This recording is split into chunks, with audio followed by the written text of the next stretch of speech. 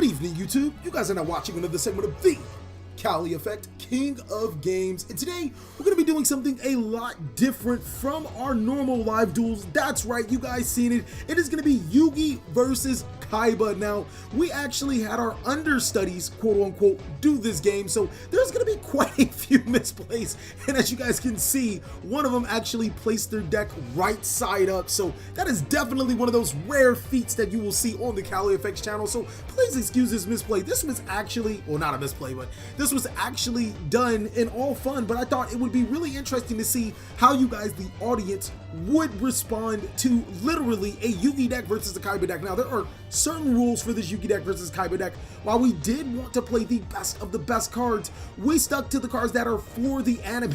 Look how he set that card face down. That shit was hilarious. Did you see how he said, look at him? Anyways. Sorry about that, guys. I actually had to catch my breath on that one. That was freaking hilarious, and you're gonna see a lot more of that happen throughout the game. It's kind of fun to watch how newer players play, and of course tutor them along the way. But basically what I was talking about with the anime rules is that we're only going to be playing cards from the original series, so everything inside of Yu-Gi-Oh! The original series, and of course the movie, which is canon, the only movie that is canon, so no, nothing from, I want to call it Dark Side of Dimensions. And if you guys want to see more videos like this, go ahead and destroy that subscribe button, but more importantly, you can Dark Magician or Blue Eyes White Dragon that notification bell, because, well, we just too strong over here. As you guys can see, Taman is going to start off pretty devastatingly, using Crush Card Virus on his Giant Zerm to destroy Justin's entire hand, or Yugi's entire hand, but fortunately for him, he had a premature burial on the new obnoxious Celtic Guardian monster, which is a lot stronger than both obnoxious Celtic Guardian and regular Celtic Guardian. Let's go ahead and highlight this card really quick. What Celtic Guard of Noble Arms does is that if there are no cards in your hand, it can attack, and furthermore, if it inflicts damage to your opponent, you can draw a card equal to the number of Celtic Guard monsters on your side of the field. Now, keep in mind, it can also special summon a Celtic Guard monster, which is obnoxious Celtic Guardian or Celtic Guardian, to your side of the field, so it's a great addition into a competitive Yugi deck. And since Crush Card was activated, it only hit one card, Justin was allowed to set the rest of his back row and then attack with the Celtic Guard of Noble Arms. Now Kaiba, or should I just say Taman, is looking down at a 2100 attack monster, which virtually towers over all of his level 4 monsters. Ironically, he's gonna go ahead and normal summon Blade Knight and then pass his turn. Not 100% why he did that, but Celtic Guard, Celtic Guard of Noble Arms cannot attack if there are cards in a hand, and Justin kind of set all of his cards face down, so unless he uses one of his cards first, his monsters can attack, so he's in a pretty good position, I guess, to summon the Blade Light in attack position, and it looks like it might just be the end for Justin's turn, kind of locked out of his own board. And the downside of Celtic Guardian isn't that bad, seeing that it is a 2100 attack monster, quite a monstrosity and pretty hard to deal with in its own right. So right back to Taman, it looks like he's going to try to figure out a way to out this monster. Is he going to summon a level 4 monster in Exceed Summon? Probably not, seeing that Kaiba doesn't have any Exceed monsters. He's just going to set a monster and face down the defense position, and then he's going to turn his Blade Knight to defense position and pass his turn. As you guys can see, the Yugi, or the anime format, kind of does, oh my god, did he just discard Blackluster Soldier? What are you doing? Why did you discard that? That didn't make any sense. Oh wait, Crush Card. Never mind, that makes sense. He's still under the effects of Crush Card. I completely forgot about that, and that's why Blackluster Soldier did go to the graveyard. But as you guys can see, the Yugi, or the anime format, does take its turns with Yu-Gi-Oh, and it's not really much you can do about it. I think that Taman went and just didn't draw and then decided to pass his turn, and Justin's gonna go ahead and draw and pass his turn as well. And back to Taman, seeing if he can out this 2100 attack monster. Oh man, it's easily the strongest monster in the game right now. It has so many broken effects. This card should definitely be banned because it's forcing both players to go back and forth, just drawing until they have the right resources. Justin's gonna go ahead and activate Soul Taker to destroy the Blade Knight. Look at it. Where did he put it? What did he do? You saw he grabbed it, and then he's gonna activate Graceful Charity, drawing 3 cards, and then discarding 2. I'm not 100% sure why he revealed his hand. It seemed like 3 turns did pass within Crush Card, or maybe he didn't reveal his hand. Maybe it just kind of like showed the camera. He's going to discard Magical Hats and Dark Magician of Chaos, two more powerful cards that Yugi has both used, but unfortunately he still has a hand full of monsters. He's going to reborn the Dark Magician of Chaos, and now he's in for something, and I think he's going to tribute for the Jack Knight. No, he's not. He's just going to attack with the Dark Magician of Chaos, banishing the Vorse Raider, and now putting some pressure on the opponent, because at the end phase, Dark Magician of Chaos will be able to add a spell card from the graveyard to the hand. So Yugi's cards are extremely powerful, but I think it's even more hindered that while Kaiba's cards are equally as powerful, he does sometimes have brick syndrome, where the deck isn't actually able to get off as much as you want to. You got to think about it. Between 3 Blue Eyes White Dragons, which requires 6 tributes, your Kaiser Glider, you know, all your good cards, you kind of, you know, have a lot of tribute monsters in hand, and if you do decide to brick with those monsters, well, it's tough luck. Kaiba's deck is more geared towards brute force, meaning that if a monster is already presently bigger on the side of the field, then you just might have a problem. Justin's gonna end his turn by adding a Monster Reborn back from his graveyard to his hand due to the effects of Demok, and Taman's gonna counter, and he's gonna counter with Chaos Emperor Dragon, and that just might be a pretty pivotal card. Now for Chaos Emperor Dragon, I think we're gonna go by the card text of it, mainly because I didn't feel like looking for the new text of Chaos Emperor Dragon, plus I thought it sucked. But no, he's gonna pay 1,000 life points to send all cards in both players' hands and fields to the graveyard, and then inflict 300 damage per card. That is a huge momentum shift for Taman, who didn't necessarily have a good hand or the right cards to, you know, come back into this game without the Chaos Emperor Dragon. Or no, he just paid 1,000 life points and then nothing else happened. I'm very lost. I don't understand. That didn't make any sense. That he just, oh no, now he's gonna send cards to the graveyard. I'm still trying to figure out what cards. Oh my god, was that a Soggy the Dark Clown? It's pretty freaking vintage. So it looks like Justin is trying to figure out what goes down. I don't think he necessarily understands that all of those cards get sent as well, including the Premature Burial. I actually do remember this part right now. He was asking me about Soul Rope and could he use Soul Rope, and I'm telling him no, and he's like, but wait, and I'm like, Justin, it's just because you can't use Soul Rope. And he's like, but why? And I'm like, Justin, you can't use the damn Soul Rope. I'll tell you later. Just get on with the duel. So back to Justin's turn. He's gonna top deck the Skilled Dark Magician, inflicting 1900 damage to Taman, who is posing as Kaiba, and that was a very good top deck, the 1900 beater that basically gets over a lot of Kaiba's cards initially. Taman's gonna set up with a monster in defense and then pass back, and it looks like Dark Magician might not be getting it in, but Skilled Dark Magician is the card to be getting it in right now. It's 1900 body, as well as every single time a spell card was activated, it gains 2 counters. The Skilled Dark Magician is gonna attack into a Cyber Jar, yet another one of Kaiba's mad cards, and that's going to reveal 5 cards, both from each player's decks. And then, as you guys can see, the bricks continue, because looking at Kaiba, he does get the X-Head Cannon, but he has 4 other cards to add to his hand, as opposed to Justin's 3 other monsters that get to be summoned. The only fortunate side of this is that none of his monsters are stronger than the X-Head Cannon, meaning that Justin can no longer enter his battle phase. He's going to put all of his monsters into defense position and probably end his turn, but now we know that he can still tribute summon for the Dark Magician Girl, which has a respectable amount of attack, and we also know that Taman just so happens, oh no! Card destruction is going to be used, so it doesn't even matter about that dark hole. Those cards are going to be sent right to the graveyard, and then a new hand is going to be drawn. Really smart strategy by Justin to get rid of that dark hole, and then, you know, basically keep all of his monsters, so he's going to pass it back to Taman.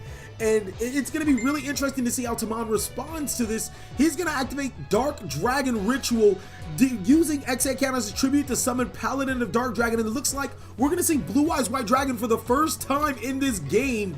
And that's pretty awesome that Taman was actually able to fulfill the requirements of his ritual monsters to summon Blue Eyes White Dragon to a side of the field. And it looks like Kaiba, or Taman as I should say, is back into this game. He's going to attack into a Marshmallow, which he probably should have known was already there. I don't really have any other responses for that, and probably should have just attacked into the obnoxious Celtic Guardian that was face down in defense position. He's going to follow up his turn with 1 card face down, and then in his turn, I just want to let you guys know, I wanted to know what were you guys' favorite cards. What are you guys' favorite cards? I think we're actually going by Brain Control's original text as well.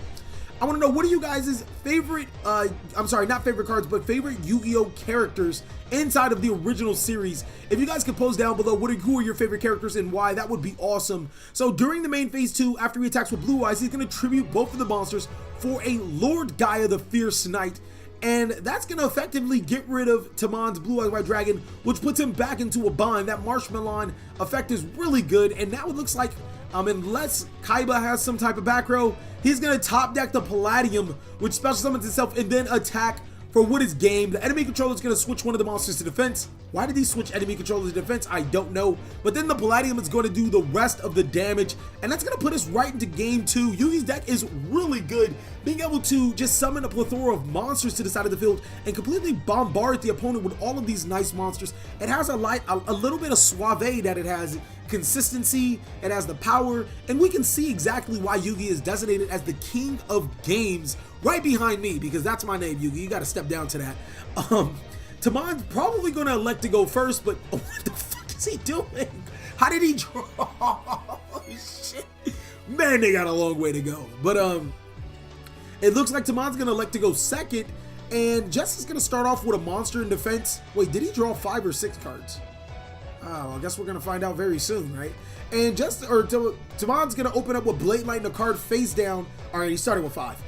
And that, I don't know why he didn't attack. Maybe because he's scared of the Marshmallow, but if you don't start attacking over those monsters, you're gonna pay for it. Justin's gonna summon Breaker, the Magical Warrior, and I think he's gonna try to destroy the face down card. No, he's going to use it to attack into the Blade Knights first. Kind of a risky play, but still a really excellent play since it does pay off. Breaker still has 1900 attack. He's not going to use the effect to destroy the back row. No fear of that back row. It's going to be a face down Heavy Storm. What a nice bluff. It's going to destroy all of Justin's back row, which happens to be a Soul Taker. And then the monster in defense to pass his turn. Taman really smart by using, hey, I got Heavy Storm. Either I'm going to use it or I'm going to lose it. And Justin not actually taking full advantage of Breaker the Magical Warrior, not destroying the monster and then destroying the back row, probably in fear of losing the monster's attack. Now Justin's going to attack into a Giant Germ, and that's going to inflict 500 damage to his life points. And unfortunately, Kaiba only played 2 Giant Germs. Kaiba, you got to play more than 1 Giant Germ. I mean, like, I really want to break the rules and have him play a 3rd Giant Germ.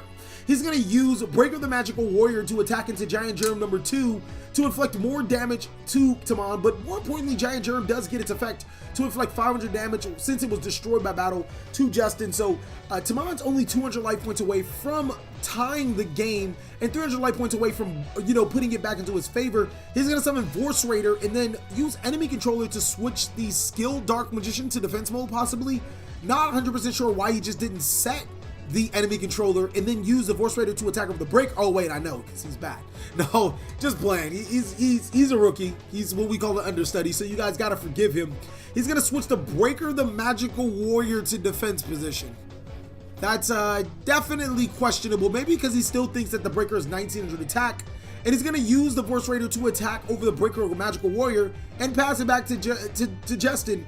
And Justin's still probably wondering why that enemy controller is still face up on the field, or probably not. Maybe he's just as equally as skillfully challenged. Let's just put it as that way. Now I'm just messing with you guys. These guys are freaking awesome. They're going to be really good players and very soon. They just have to learn the ways of the game. We got to show them the way, my brother. So he's going to use Premature Burial to spell summon Breaker the Magical Warrior back to his side of the field. And now Skilled Dark Magician has 2 spell counters since Taman did contribute with the enemy controller switching the monster to defense position.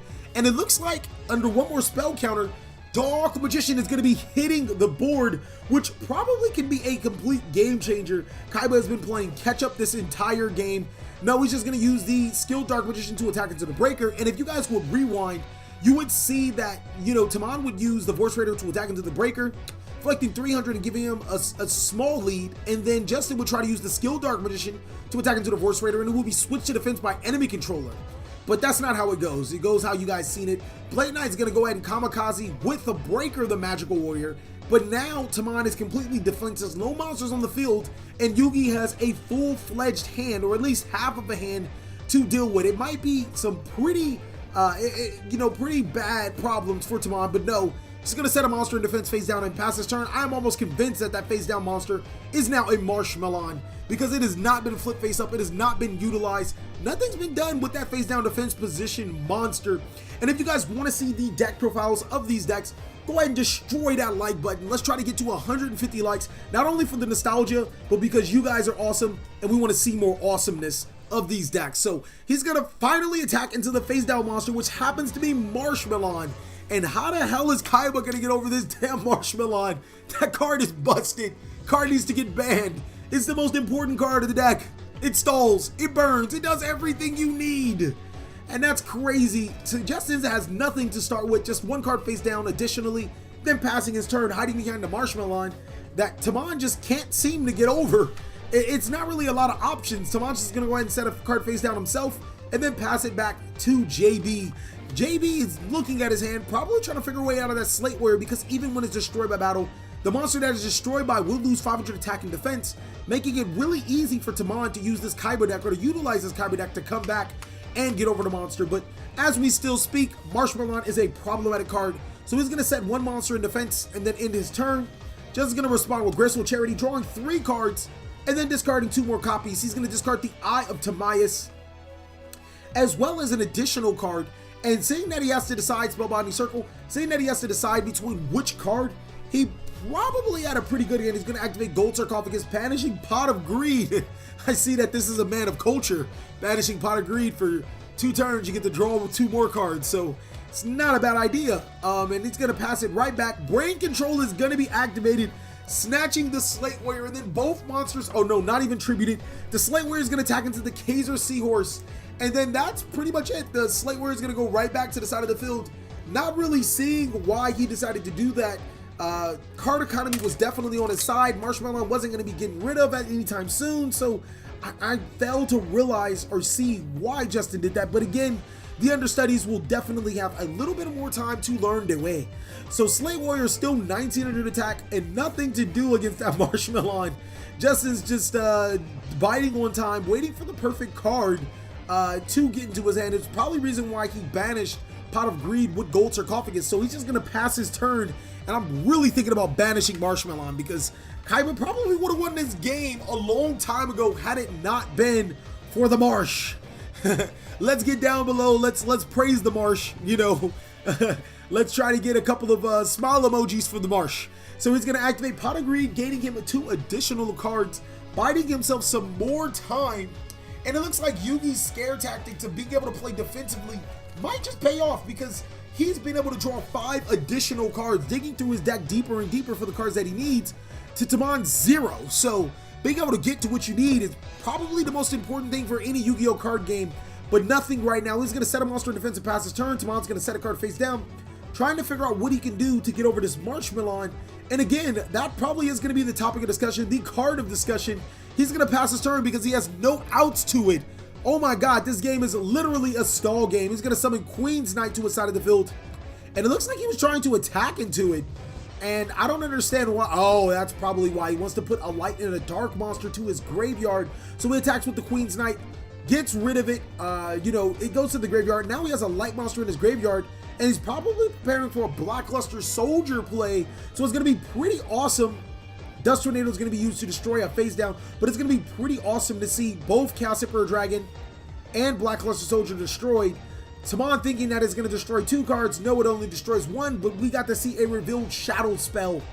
Very important card for the Kaiba strategy, and it reduces a monster's opponent's monster's attack by 700, and it prevents that monster from attacking. That actually might be pretty good.